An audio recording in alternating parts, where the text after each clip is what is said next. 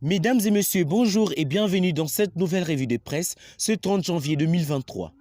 Le tabloïd de ce matin est marqué par l'attentat à répétition à Beni et l'arrivée du pape à Kinshasa. Le potentiel attentat à répétition à Beni nécessitait d'une coalition internationale anti-djihad en RDC. Le groupe État islamique a revendiqué via son compte Telegram l'attaque contre l'église d'Ekassindi à Beni. Une attaque qui a coûté la vie à une dizaine de personnes dimanche 15 janvier quand une bombe a explosé en pleine culte dans la paroisse de la 8e communauté des églises pentecôtistes au Congo. Et pendant que le souvenir de cet horaire est encore frais, Beni au Nord Kivu a encore été secoué par un attentat. Une bombe artisanale a explosé mercredi 25 janvier en plein petit marché, ma campagne située au quartier Kalinda dans la commune de Moulekira déplore le potentiel. Curieusement, note le journal, la communauté internationale continue de minimiser ces dangers qui, pourtant, ne guettent pas que le Congolais, quel que soit le bout par lequel on va le prendre, le danger est là. Il faut conjuguer les efforts comme on les fait déjà ailleurs, car personne ne peut combattre et vaincre tout seul ce monstre à plusieurs têtes qu'est le terrorisme. Mais, signale la tempête des tropiques, la RDC peut compter sur le soutien du Kenya qui appelle encore à un cessez-le-feu.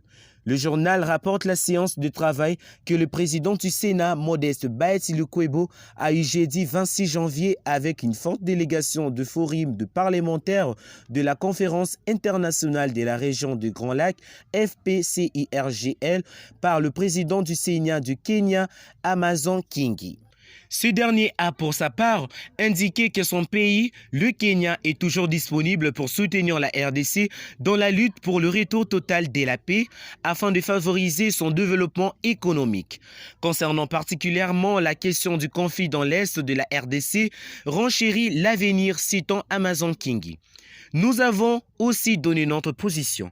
Le Kenya sera toujours aux côtés de la RDC dans la poursuite de la paix et de la sécurité pour son peuple.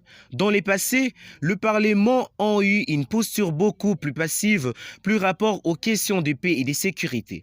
Maintenant, nous voulons être beaucoup plus actifs et ça sera le cas lorsque les 12 présidents du Parlement vont se retrouver à Djouba. Il faut restaurer vite la paix, car si la violence venait à persister, alerte l'éditorialiste de CoNews. L'enrôlement des électeurs ne saurait se faire dans les zones actuellement occupées par les forces régulières rwandaises et leur supplétif terrorisme du M23, entraînant ipso facto l'exclusion de ses compatriotes du fichier électoral. Moralité, poursuit le tabloïd, le report des élections s'imposerait tout naturellement.